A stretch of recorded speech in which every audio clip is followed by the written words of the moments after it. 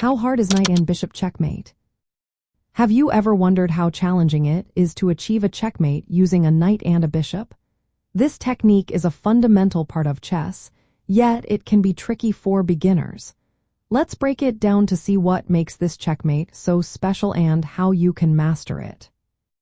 First, the knight and bishop work together to trap the opponent's king. The bishop controls long diagonal lines, while the knight jumps around to block escape routes. This coordination is key.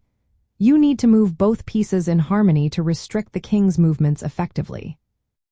Next, positioning the opponent's king is vital.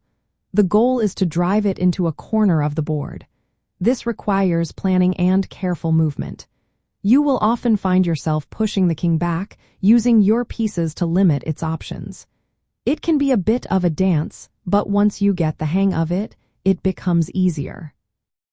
One of the challenges for beginners is recognizing the patterns that lead to this checkmate. It is not just about moving pieces randomly. You need to understand how to corner the king and use the bishop to control squares.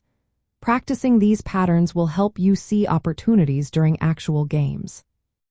For beginners, executing a knight and bishop checkmate can feel quite difficult.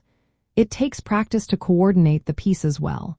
However, as you gain experience, you will start to feel more comfortable with the techniques involved. Intermediate players often find this checkmate easier as they become familiar with the patterns. Advanced players incorporate this checkmate into broader strategies. They combine it with other tactics to create more complex attacks. But even at this level, the knight and bishop checkmate remains a fundamental skill. To improve your ability with this checkmate, consider studying common patterns. You can practice in games or puzzles specifically designed for this purpose. Engaging in these exercises will build your confidence and skill. Watching or analyzing games where this technique is used can also be beneficial.